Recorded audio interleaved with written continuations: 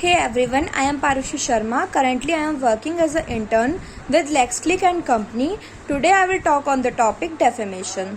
So, defamation means communicating a false statement for someone or against someone, which can cause or result in lowering down the reputation of that person is called defamation. In defamation, the reputation of a person who is defamed is affected and lower down in the eyes of right thinking people of the society. For example, A publishes an article in which it is written that B is a criminal, and in reality B is not a criminal. So in this case, this is a defamation. Defamation are of two types.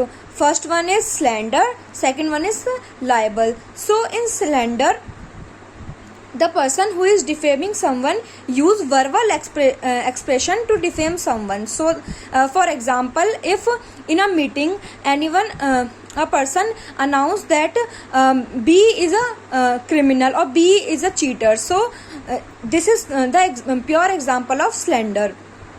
But on the other hand, in libel, defamation should be done by a written medium. For example, publishing an article or commenting a post, such as these are all example of libel. So to prevent the reputation of the right thinkers, the reputation of a person and the right thinking member of the society, there is a law of defamation. Defamation is a criminal as well as civil offense. In IPC, section 499 and 500 talks about defamation. In section 499, the definition of defamation is written, and which says that any person who with any medium, if lower down the reputation of a person, then this is called a defamation. And in section 500, it is written that whosoever done this tort of defamation is liable to imprisonment of 2 years and also fine, or both. In some cases, both. There are certain essentials for defamation, essential condition for defamation. First one is statement of fact. This means that the statement which the person who is defaming another person must be a statement of fact and not the statement of opinion.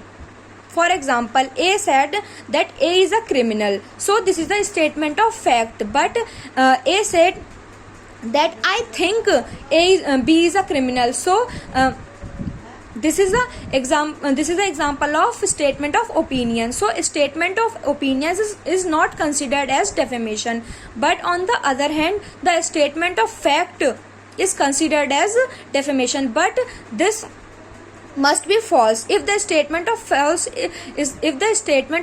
is true, then this is not come under defamation. It should be false.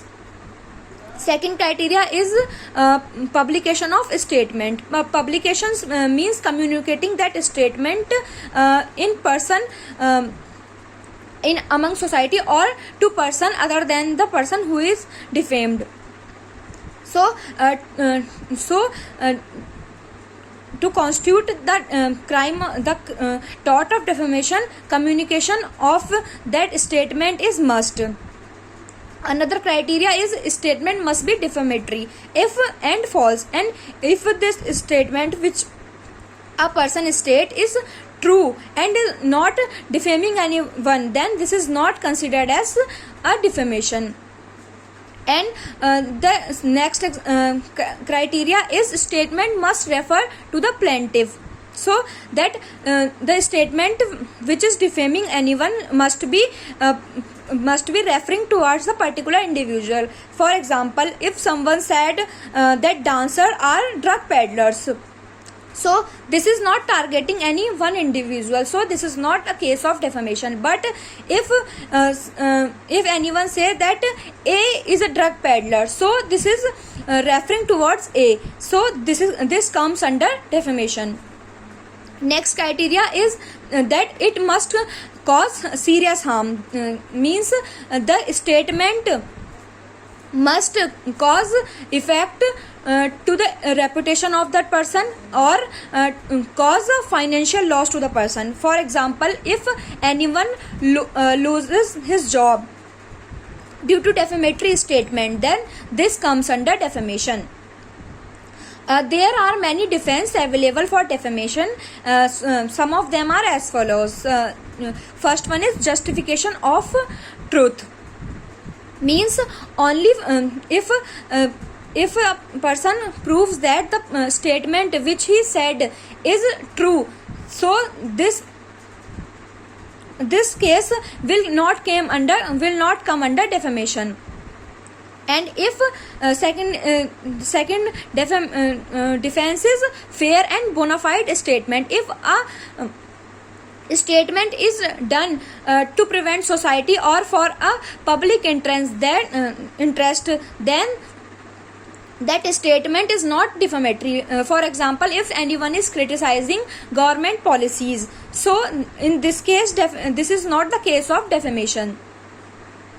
Another defense is privileged statement. For example, privileged statement are means the statement giving special status. So if law recognize the right of freedom of speech to a plaintiff, then in this case the statement is not considered as defamation. For example, in parliament, a member of parliament is totally privileged with defamation. Whatever he or she say will not constitute defamation, and such privileges sometimes exist in the judicial proceedings as well. Another defense is apology. If anyone who defame another person marks apology after defaming a person, then he can escape from liability. But in this case that apology must be accepted from the person who is defamed.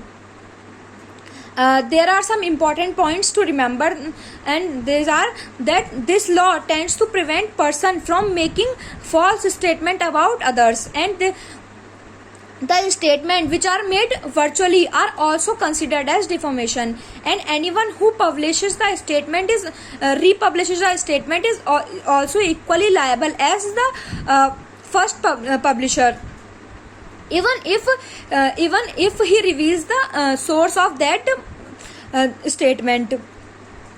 And statement in sudden provocation are not considered as defamation.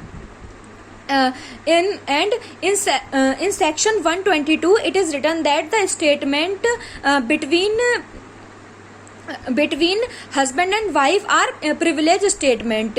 Means if any husband and wife say anything defamatory about anyone between each other, then this is not considered as defamation. And there is also a concept related to defamation is innuendo. Innuendo is innuendo means a secondary meaning. Sometimes a person do not directly defame anyone. He used the sarcastic words to defame anyone. In this case, this is called the innuendo. In prima facie, the statement looks like innocent, but when we analyze the deep meaning of that statement, is proved to be a defamatory statement. For example, if A said that B is a very good person, he never stole my watch. In this case, when with C at this statement prima facie, this not look like a defamation, but when we take this sarcastically, it proves to be a defamatory statement. Thank you.